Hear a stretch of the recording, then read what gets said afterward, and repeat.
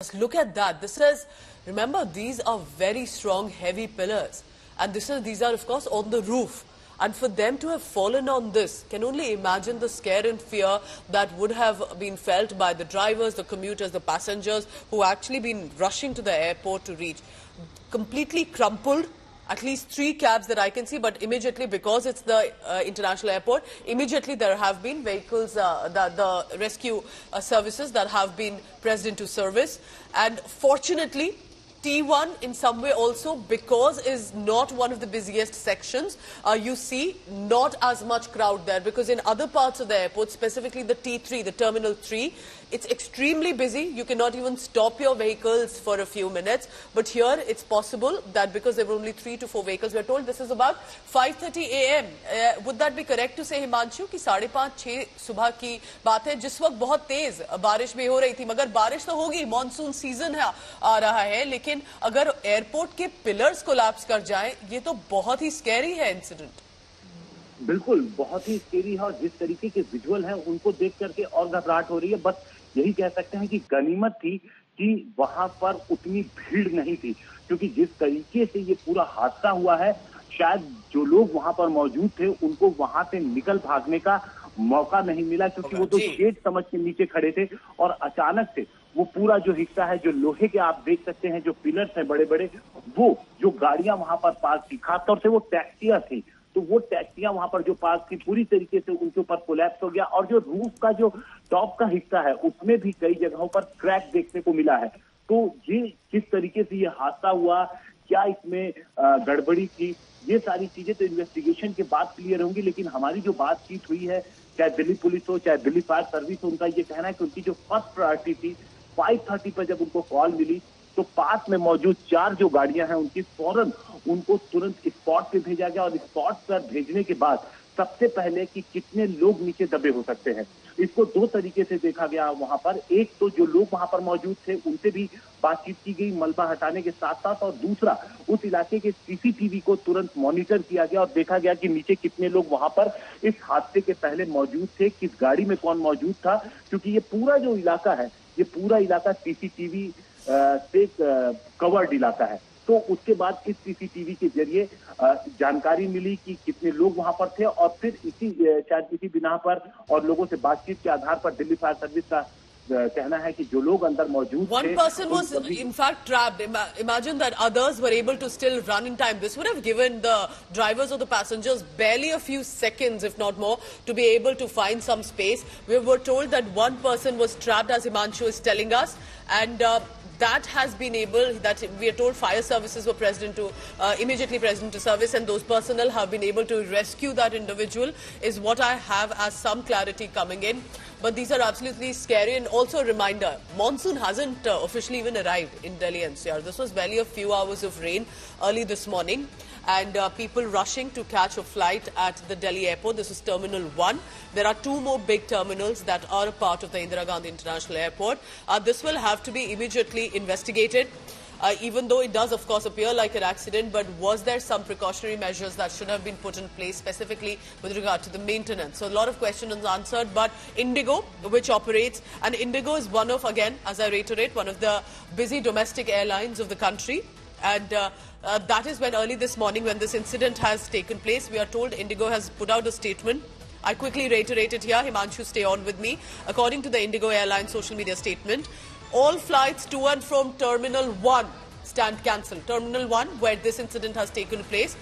For alternate flight options or a refund, they have asked to go across to the website. Does this mean it's not a shift to another terminal? And I understand that is not really a possibility.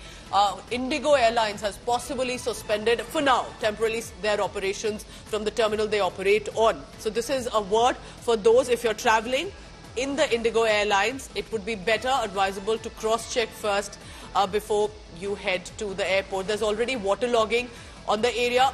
हमें ये भी बताइए हिमांशु कि airport के आसपास जो जाए, गुरुग्राम हो, दिल्ली हो, नोएडा हो, क्या वहां पर भी आपने वाटरलॉगिंग देख रहे हैं?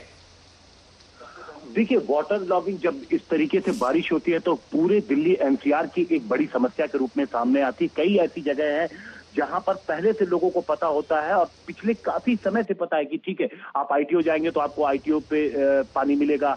अगर आप आगे पहुंचते हैं, रिंग रोड के पास आप जाते हैं तो रिंग रोड पर कई जगह आपको पानी मिलेगा। अगर आप एम्स के पास पहुंचते हैं तो एम्स में कई जगहों पर पानी मिलेगा।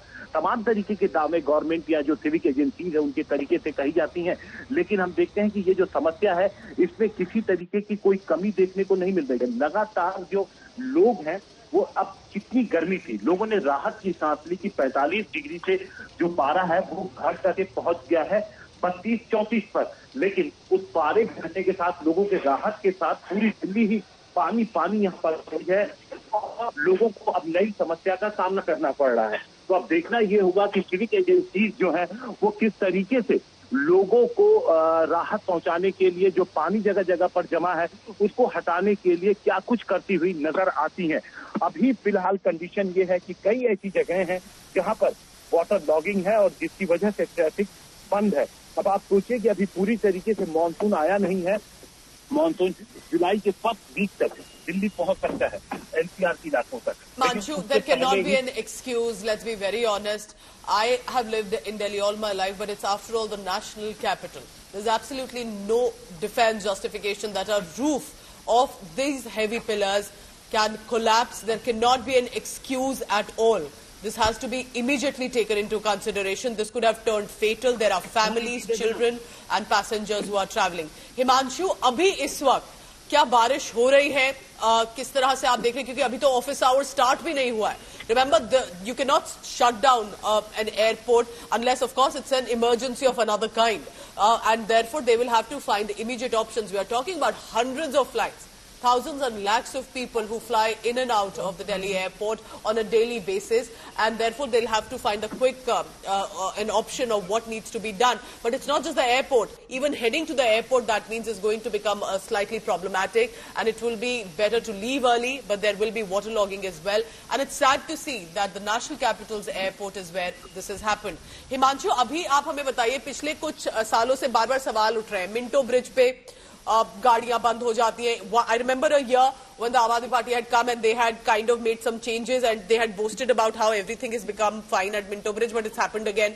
Then there are waterlogging even in Noida and Gurugram areas. I was driving to the airport in Noida, there were waterlogging. ये developed cities है इस देश की. अगर यहीं पे थोड़ी सी ही बारिश में अगर इस तरह का सिचुएशन होने लगे तो ये तो बहुत एम्बैरेसिंग है देश के लिए. और वो भी उन जगहों पर आप इमेजिन करिए जहां पर पहले से पता है कि यहाँ पर बारिश होगी और जब बारिश होगी तो यहाँ पर ट्रैफिक जाम देखने को मिलेगा. तो ऐसी कंडीशन में क्या एजेंसी पहले से तैयारी नहीं करती है, ये अपने आप में बताने के लिए काफी है. क्योंकि अगर मिंटो रोड पे पानी लगता है तो मिंटो रोड पे हर साल पानी लगता है. अगर जब भी ज्यादा तेज बारिश होगी वहां पर पानी लगेगा. और जो आईटीओ चौराहा है, जो आईटीओ है, वहां पर पानी अगर लगता है, वहां पर अगर पानी इकट्ठा होता है, सड़क के किनारे ट्रैफिक रुकता है, तो वो सालों से हम देखते आए हैं कि वहां पर पानी लगता भी है, लोग परेशान भी होते हैं और कोई भी ठोस उपाय लोगों को देखने को आज तक नहीं मिला है. तो सवाल अपने आप खड़े होते हैं, जो तमाम एजेंसीज हैं, जो गवर्नमेंट है, क्या किस तरीके से वो दिल्ली को क्लीन करने का काम करते हैं. इस वक्त मैं बताऊं कि आपको जो मेन कनॉट प्लेस में आउटर सर्किल से गुजर रहा हूं और यहाँ पर भी सड़कों पर ठीक ठाक पानी इकट्ठा है और आगे जो मिंटो रोड का इलाका है अंदाजा लगाया जा सकता है कि काफी पानी यहाँ पर है. तो जो पूरा सीवर सिस्टम है, तो क्या सीवर सिस्टम इस बारिश के लिए दिल्ली का तैयार है? जिस तरीके की बारिश आज देखने को मिली है, क्या जब मानसून आएगा तो दिल्ली की क्या हालत होगी? ये तस्वीरें, जो आज की तस्वीरें हैं, वो काफी हद तक साफ कर दे रही हैं.